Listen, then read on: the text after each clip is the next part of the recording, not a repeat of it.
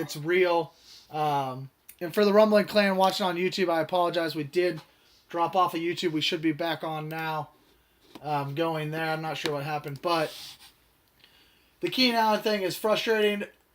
But let's talk about some more. I mean, let's moving forward because I'm in a bad hole. If you can get double digit points in this league from all of your players, that's what you need. Because these Yeah. teams, it's a 10 team league. The teams are stacked. Our text group hates it. Or particular people in our text group hate it. Our teams are stacked. You got to get double digit points out of every player, and I Yeah. didn't get that out of Keenan Allen. So I'm not, and you get blow up games from Darren Waller and a great game from Josh Jacobs. So I got to catch up. But Matt, moving forward the rest of the week, who are you most worried about on your team? Giving you like a Keenan Allen type game. It's Tyler Lockett. He's kind of becoming known for this now. He starts off really hot, and then he just kind of fades, and it's similar to Russell Wilson in general. Maybe that's the reason is Russ is was MVP here, MVP there, kind of a deal, and now it's down to Rodgers and Wilson, but he just kind of disappears, and I don't know what it is, and thank goodness it's PPR because he can kind of save you there. I have him in some standard league deals as well, and it's tough to come. 4 catches for 40 yards is still 8 points, but that's only 4 points in a standard league. So Tyler Lockett, I feel pretty safe everywhere else, but I'm going to talk about him later. I think this is he's going to blow up at some point again. He's going to have a 2 touchdown game. It's coming. I just don't know when. Yeah, for me, it's well now Julio's out, and so I gotta find a replacement for Julio. That replacement, I wanted it to be Russell Gage, but he's sitting on a bench or on a team of our one in so and so, like 1 in 14 team. And I'm not going to trade for Russell Gage, so that was frustrating. But no, I'm going to end up putting Michael Pittman Jr. in there, and so he'll end up being the one I worry about the most. Yep. He had a couple great games, but T.Y. Hilton's been so hot lately that I'm not sure if I'm going to get Julio Jones type action from Michael Pittman, but that's what I have to deal with right now. So that's who I'll have. Other than that, our next up, let's see. Sorry about that. Oh, all right. So who are you most worried about facing against me? And let me start with that one. I'll start with who I'm most worried about facing against you. That's Darren Waller. He put up 30 points last time. No, honestly, it's got to be Jonathan Taylor this week against Houston. He's been the hottest train in at running back, especially with rookies. Him and Cam Akers both. Um, Actually, sorry, I said I was going to play Michael Pittman. I might play Cam Akers instead. I forgot I traded for him. I got him for some little insurance now. That's right. But no, it's Jonathan Taylor for you because I can see him just running all over that Houston defense. You talked about it earlier with your prop bet, and I would agree with that. And I'm not as worried about the Chiefs this weekend against a tough New Orleans team. You have Pat Mahomes and Tyreek Hill as a stack there. It's Jonathan Taylor. He's the one I'm most worried about. Who are you most worried about facing? Devontae Adams. I mean, every week I have him in your dynasty league, and it's incredible. He missed 2 games right there before his bye, and he's the number 2 receiver in football. He's good for 22 points in this league. I mean, almost every gosh darn week, it's 7 catches, 100 yards, and a touchdown. Like it's incredible what he's doing, and I know there's a lot of talk about Hopkins, and ESPN had their big article about Stephon Diggs and stuff. Devontae Adams is only 27, Yeah. 28, something like that. He's in my opinion, he's the best wide receiver in football, and he's the number 1 pick in a dynasty league, and he's the first receiver off the board in a PPR league. Like, it's not even a contest for me. I mean, I understand that DK's 23 or whatever, but Well, Devontae, as long as Rodgers is there and throwing the football, it's Devontae Adams all day. Yeah, let's hope he gets a huge game there on Saturday night. You need a 40 burger from somebody. Oh man, that's for sure. You know, you need something. You know, if Philly keeps it close and Kyler's healthy and gets you a rushing touchdown there, and this thing, it doesn't take long in Fleetwood to rack up the points. Yeah, that's very true. So how are you going to pull this matchup off? How will you win? How do you take down the champ, the 4-time champ? How's it going to work for you? What's got to happen? Well, so I think Thursday was a great start. If I had to draw out on paper, I think Mahomes needs to just beat Patrick. He doesn't have to be special. Just need him to throw for 250 and 2, preferably not 3 interceptions. And then another trade I made earlier in the week was David Montgomery. It's been an absolute monster the last 3 weeks. I think it's been over 20 PPR points, but I strategically picked him up against Minnesota.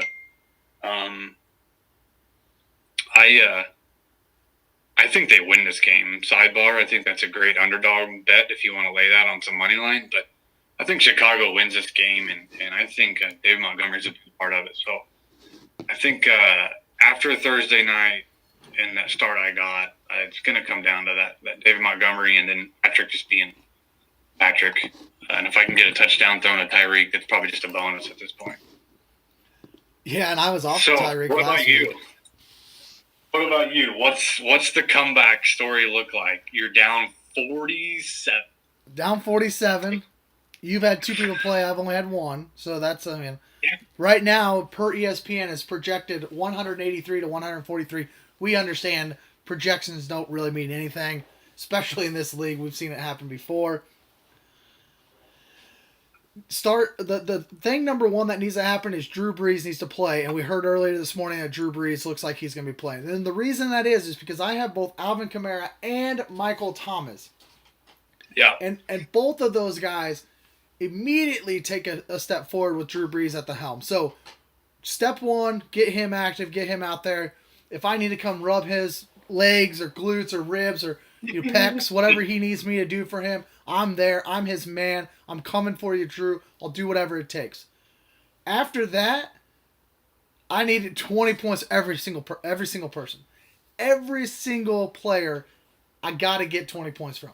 Last week, in a practically playoff game, we had 2, 7, and 6 teams playing. The winner was going to make the playoffs. I won that game.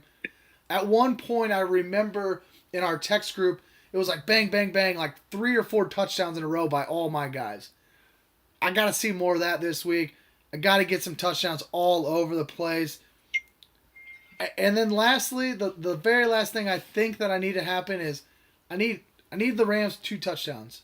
The Rams defense against the Jets. I talked about it on the Rumbles of Red weeks ago. I picked up the Rams defense for this week, and I picked them up like 5 weeks ago. And I've just held them because I knew they were playing the Jets during semifinal weekend. I need about 2 touchdowns from them, 5 sacks. Aaron Donald, go get Defensive Player of the Year right now. Let me do this. Let me make the comeback, baby. Let me make the comeback. And this is going to be done early. It looks like everybody's playing except for the Cleveland defense. You have Cleveland defense against the Giants Sunday night. After that, Sunday afternoon, we're going to know. We will know how this goes. It's a long shot, man. It's a long shot. I will sit Cleveland's defense if I have to. I will sit Cleveland's defense to secure that. I am taking no chances. Yeah. No chances at all. Come 6 o'clock, you're gonna know whether you've won or not, and we're gonna know whether it comes down to the Cleveland defense or not. Yeah. So I got a half-day hunt Sunday morning, so I'm gonna come home, plop down on the chair, and hopefully take down the 4-time champ, only to probably get my ass kicked against Cole in the championship. Oh man, Houston's taking Cole down this week. Houston's taking Cole down. I'm telling you. So let me ask you something here. We've talked about how frustrating it is, guys like Julio and Keenan Allen being sore or can't play but they're active. What's more frustrating? Christian McCaffrey situation where every week there's just a little bit of chance that oh, he's going to practice, he might be active, those kind of things. Or the other side of it here, the Keenan Allen, he is active. Like McCaffrey, I have him in DLG, and he probably wins me a championship if he plays this year. But just put him on IR. Like, what's the point of this? Same thing with the Eric Berry situation from a few years ago, right? Like, why do we do this? What's the draw? Yeah, I agree with that. And Kenny Galladay this year, why is he? I got an alert earlier about shutting him down for the season. Like, why wasn't he just on IR from the beginning? But I agree. I think it's more frustrating for the players to be active and then not have any play because, like in my situation last night, if Keenan Allen is inactive, I've got Jalen Guyton ready to go. You got a backup. Now I chose the wrong backup. I mean, Ty Johnson was the right one to put in there, but I had Jalen Guyton ready to go, and I would have put him in my lineup had Keenan Allen been inactive last night. So I missed there. Or, I play Allen, and then he doesn't do anything. So that, I think, is more frustrating than Christian McCaffrey not playing because in my situation, I also have Mike Davis. So I'm ready to go. That's why we talk about handcuffs a lot on the Rumbles of Red because if you have the handcuffs, you're ready to go. Easy, I can put them right in there. But if Christian McCaffrey's active, you're playing him. And then if he doesn't do anything, you're SOL. It's hard not to play Keenan Allen. He's one of the best in the league. Yeah, absolutely. Totally agree. And here's my only rebuttal to it. And I think it makes sense just from so I'm in Dynasty. You have him in this PPR, basically a redraft league. I mean, it's 3 keepers, but I mean, he's 100% a keeper too. But when he went out early, I have, a really, really good team in DLG.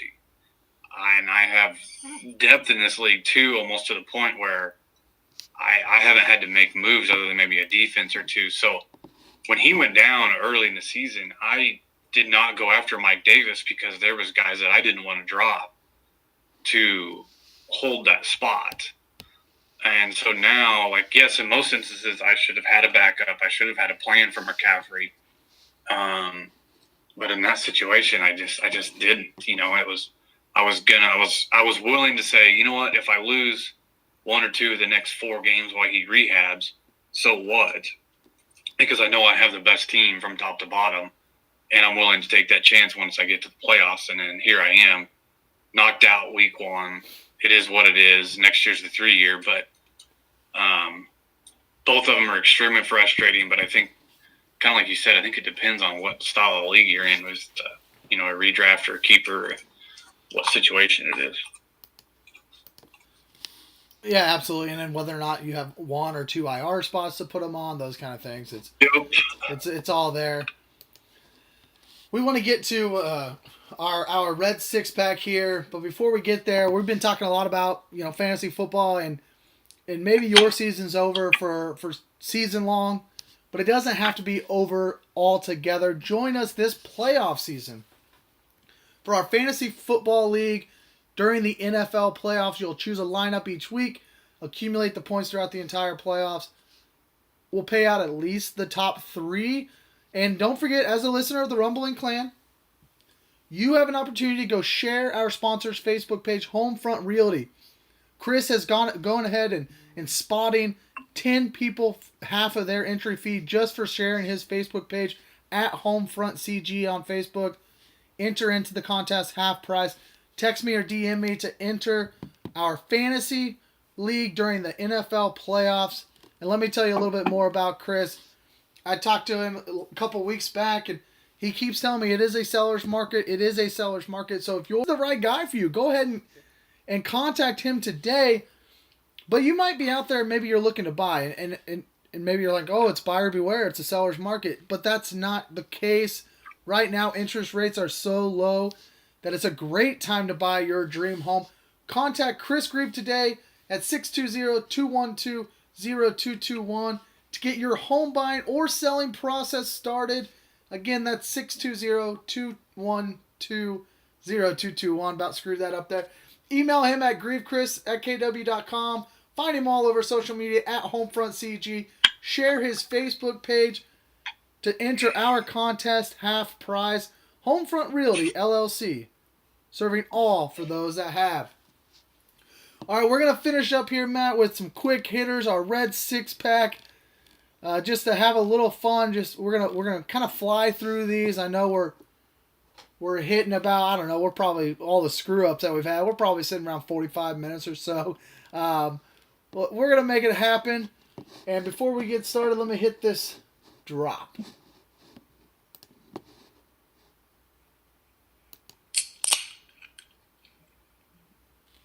All right, if you That's nice. if wish it was a real one, stick the coffee for now. If you were playing the Saturday slate, which is just the 2 games, which of the 4 quarterbacks do you want to roll with? This was close for me when you actually asked the original question. I don't know which game has the better chance to shoot out. Honestly, it's probably the Denver.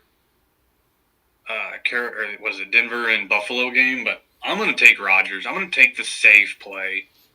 He's basically throwing 3 touchdowns a game.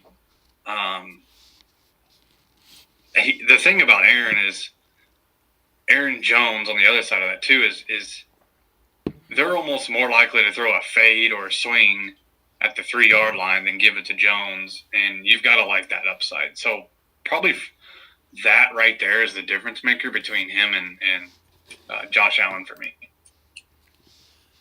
Yeah, that makes a lot of sense. I muted my mic. That makes a lot of sense. I would agree. I do like Aaron Rodgers a lot. Just to be different, if I'm going to build a cash game lineup, maybe I'm going to save a little money. I'm going to be a little contrarian with my cash game. I'm going to go Teddy Bridgewater just against Aaron Rodgers there. I love Josh Allen, his rushing ability. We talk a lot about the rushing floor with quarterbacks in cash game. But, I mean, if Teddy Bridgewater's going to play, I'll take him out there. Last week he ends up with 20 FanDuel points, which is fine. I mean, you're gonna get 3 times his salary, and that's what we're gonna look for there. But this Green Bay defense is not very good, and that's why we want to target it. And I think that they're gonna have to pass a lot to keep up with the Packers. They're gonna try to go win this game. I don't think they do, but they're going to try to. Plus, we'll throw some junk time in there. DJ Moore, I believe, is supposed to be back, which will help him and Robbie Anderson on the field there for Teddy. I'm going to take Teddy Bridgewater as my cash game quarterback if I'm running that main slate. And as you can see, we're going to run through 6 different questions. We're not necessarily going to give you lineups here, but just kind of a quick 6-pack of questions. Hit it a little early. Let me do it again. We'll do 2 of them that time. All right, in the second game on Saturday, it is that Green Bay versus Carolina game. Who would you target as GPP MVP single game slate lineup? I'll start with this one here, and I'm going to take Aaron Jones. Just be very contrarian against the Aaron Rodgers, Devontae Adams stack. In single game, we're only playing 5, and one of them is an MVP. MVP is 1.5 points for those of you who are new to daily fantasy, and we play on FanDuel. So it doesn't affect us on DraftKings. I think Aaron Jones will be the lower owned of the Packers because he comes off of a bad game against it wasn't a bad game, but it wasn't the game that you expected. So I expect less people to be on Aaron Jones. So we're playing a big GPP tournament. I'm going to go Aaron Jones to be contrarian to that Aaron Rodgers, Devontae Adams stack. Yeah. If it hits, I mean, it's going to hit big because, like you said, I think Adams and Rodgers will eat the chalk in that MVP spot. I will play the safer route, and I will play Adams, just like we talked about in our Fleetwood matchup. I mean, you've got to almost expect 1.5, 2 touchdowns from him every week now. And if he does that, and you're not going to play him, but if he's not in your MVP, so the tournament has him there, you're not cashing. So I'll play Adams. I haven't looked at this slate. I don't know what a single game Jones, Adams, Rodgers, Teddy, and a kicker. I mean, I don't know what we got there, but I'm sure it'll be tough to build. But if I'm building a single bullet, I'm putting Adams in that MVP spot. Yeah, they're definitely expensive. So I would say if you're taking Adams, you're gonna force Rogers, Yep. and then you're Yep. not playing Jones. You're gonna have to No. go somewhere else Yep. with that. All right, let's move on to this main slate for Sunday. Who is your smash play of the week for the main slate? Derek December Henry. I mean, it's time, right? Like, you're going to talk about another running back here that's significantly cheaper, and I think that's a fine play. But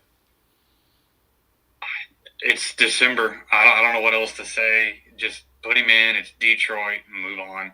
I'm not going to get burned by him. I'm going to play him pretty much the rest of the regular season until they clinch. I mean, I don't know how he does it. I don't know what PFF grades the Tennessee's offensive line, and does Derrick Henry look slow to you when he runs? Like, he doesn't. He's so upright. Yeah. It's just I don't know. He doesn't look athletic, but when they give him the ball 25 times a game, 30 times a game, and then at some point in the fourth quarter he breaks one for 60, and you look down and he's got 170 yards and a touchdown. It's just, I don't know. He just wears out that defense. Just wears them out. He's so big, just wears them down.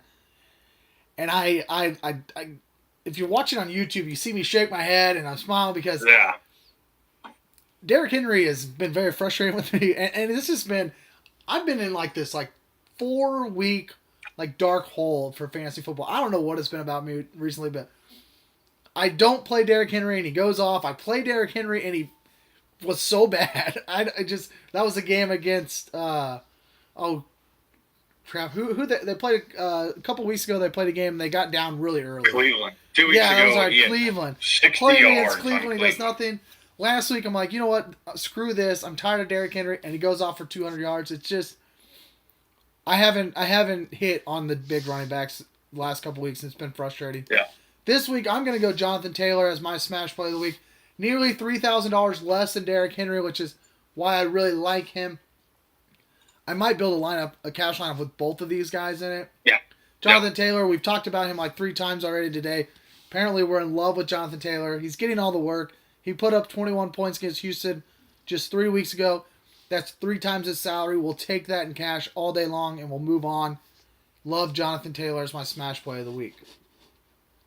Yeah, if you weren't going to say it, I was. Just put Henry and Taylor in your cash lineup, and let's get cute elsewhere. Here I am hitting the drops a little early again, darn it.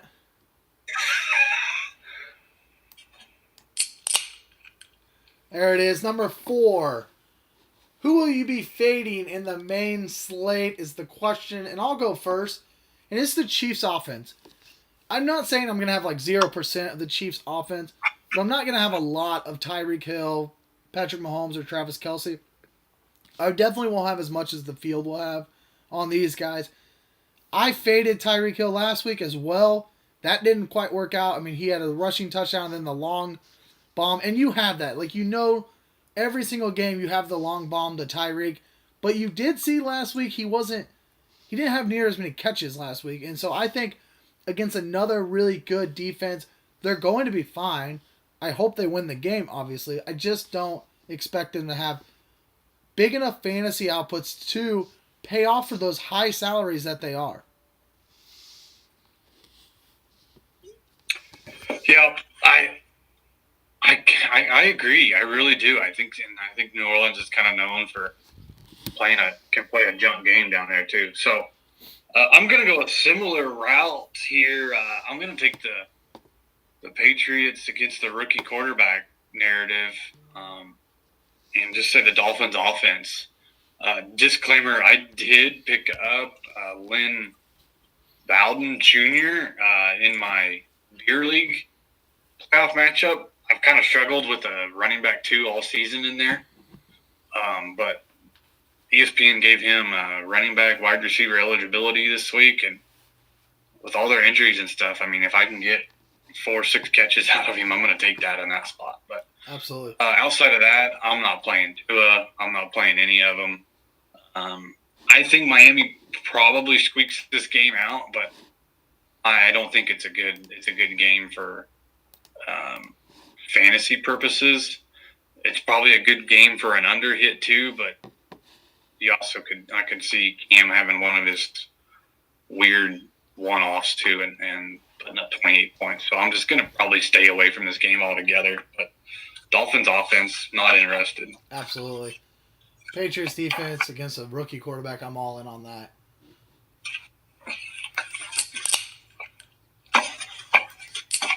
Oh, hit it twice. Here we go. Oh, double Run tap. the board. Double tap.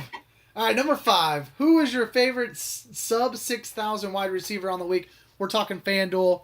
The pricing is different from FanDuel to DraftKings, so we're going FanDuel sub 6,000 salary wide receiver of the week. I'll go in. This is maybe a little dependent on Hollywood Brown, but I'm going to go Willie Snead, 5,400 against the Jags.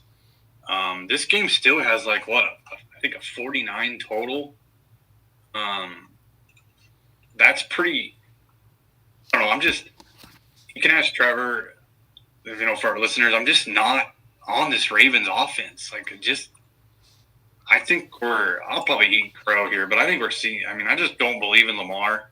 I know he's extremely athletic. I get all that, but I just don't know about his throwing capabilities here. And yeah, so it's a 47.5 total.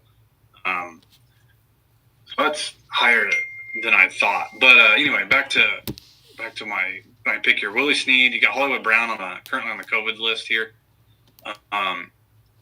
Willie Snead still gets about 4 catches a game, 5,400. And then on top of that, if you get no Hollywood, that boosts him anymore. And then the Jags are just terrible against that slot receiver. So I really like this spot. And if we can just get Lamar to look at somebody other than Mark Andrews, I really like this. Yeah, I would agree. And I haven't got an update on Hollywood Brown either. I know that he is close contact.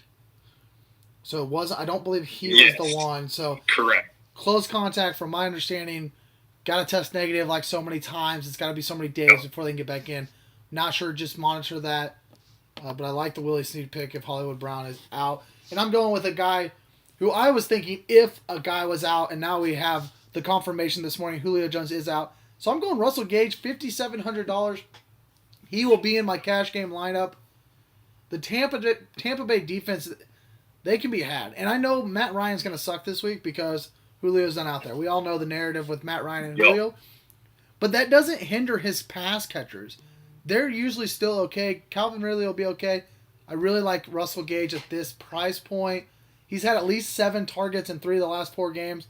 In the last week, without Julio, when Julio's not there, Russell Gage is there, and he doesn't smash.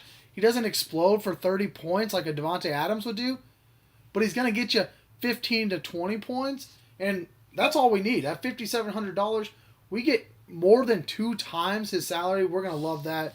So we're going to go Russell Gage. Let me hit this last draw, the 6th question. There we go. Number 6.